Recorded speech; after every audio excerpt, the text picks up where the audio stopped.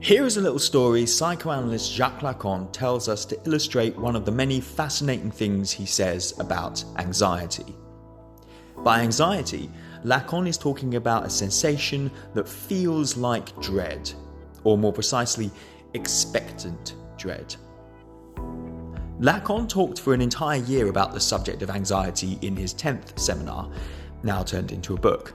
But he actually first came up with this story the year before, in Seminar 9, which isn't yet a book, officially. Imagine, he says, you're in front of a female praying mantis. Now, these lovely ladies are known for biting off the heads of their partners after sex. No one really knows why, but Wikipedia says that about 90% of them engage in sexual cannibalism. So you're in front of this female praying mantis and you're wearing a mask of another praying mantis. But the catch is that you don't know whether you're wearing the mask of a male or a female. So you don't know whether you're going to be eaten or not because you don't know how the creature in front of you sees you. This is why Lacan describes anxiety as the sensation of the desire of the other. Lacan's idea is that we get anxiety when we don't know what we are for the other, what they want from us, and this is what the story with the praying mantis shows.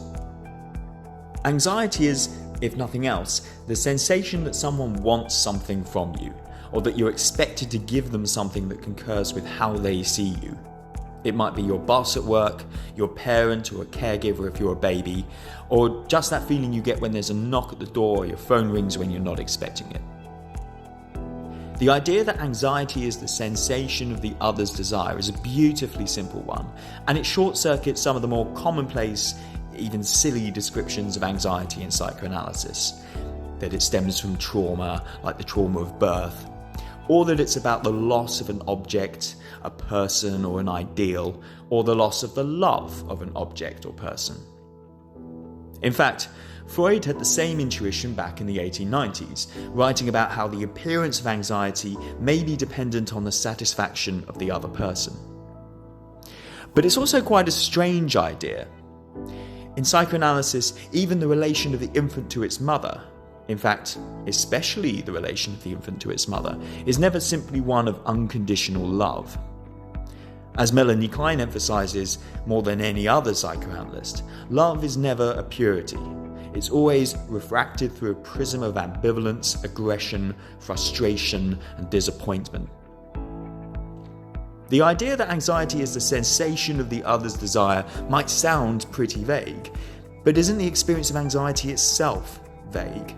This is why when we experience anxiety, it's often free-floating, the sense of a generalized state of trepidation that can take hold at any moment without warning.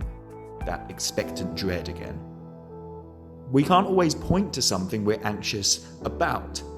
There may be certain triggers in our day-to-day, but most of them are unlikely to be real and present dangers to our physical survival that would warrant the level of anxiety we feel. But for Lacan, neither is anxiety really about the threats of a loss of something or the lack of something. In fact, for him, it's the opposite. It's the feeling of an over-proximity of the desire of the other.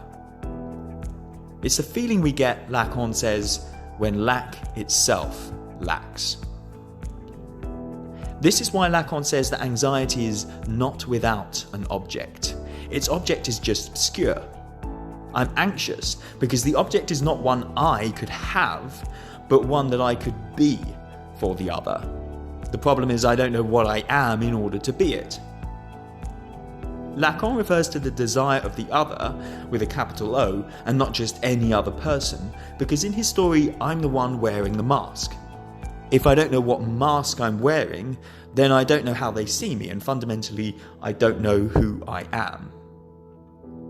This is why later in Seminar 9, Lacan returns to the image of the praying mantis and is especially interested in the eye or the gaze of the mantis. If I'm in front of a praying mantis, what I should see is my image reflected in its eye. But I don't, because I'm wearing a mask. This is what Lacanians call a disruption of the imaginary register, a disturbance at the level of the image, and it often marks the start of anxiety. All of a sudden, I don't know who I am because I don't know how the other sees me. Anxiety begins from this essential moment when this image is lacking, Lacan says. When I don't have the crutch of the image to lean on and the belief that this image is me, I don't know what place I have as an object in their desire. I have no bearings, no reference point, no identity. But surely we know what the other wants from us. They tell us, they ask us for something, and then we can either agree or disagree, accept or refuse. But Lacan's point is that there's always something they want from us that is beyond this demand, beyond what they tell us they want, and perhaps they don't know themselves. Their desire, as Lacan calls it, will always remain somewhat other, enigmatic and fundamentally foreign to us. Desire for Lacan is something that sneaks in under the guise of demand. It's very different from a wish or a want because it's conditional on an X factor that Lacan calls the middle term between demand and desire, which has another name in psychoanalysis, but we'll save that for later. So what can we do about anxiety? Lacan gives us some clues. Our strategies to manage anxiety really need to be strategies to negotiate our relationship with the desire of the other, what we are for them, what they want from us, and what our response to it should be. And in particular, our proximity to their desire to allow some space of our own to be carved out, separate from theirs. This isn't something it's easy to figure out, and that's why psychoanalysis is about taking the time, care, and attention to explore it. But more fundamentally, do we really want to get rid of anxiety? Anxiety can function as a signal, for example, the signal of a danger, which we might know as fear. We may not be encountering lions, praying mantis, and other wild animals on a day-to-day basis, but there are deeper threats to our sense of self, our identity, our ego. Both Lacan and Freud are super careful about rushing to remove anxiety without knowing its place, the function it has to protect us against dangers that are even more threatening than spiders, snakes, or tall buildings. Anxiety is not one thing.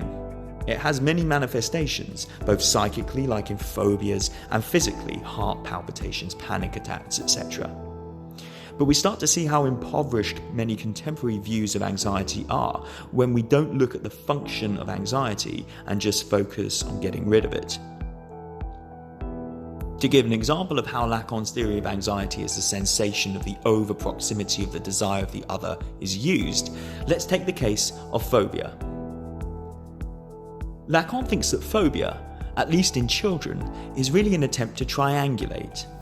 With the phobic object, we bring something in as a response to the overbearing proximity of the desire of the other, a new element that functions to get us some space from this enigmatic and claustrophobic desire. A phobia might be frightening for the child, but its job is to manage what is even more existentially terrifying by giving it an image and a localization: spiders, bridges, tall buildings, etc. It's an attempt to capture in an image what is fundamentally too foreign, too mysterious about the desire of the other for the child to handle. So in order to resolve a childhood phobia, Lacan's idea is that the child needs to shift this image onto some other element, to mobilize it and move it away from the phobic object so that it can take on another meaning or signification.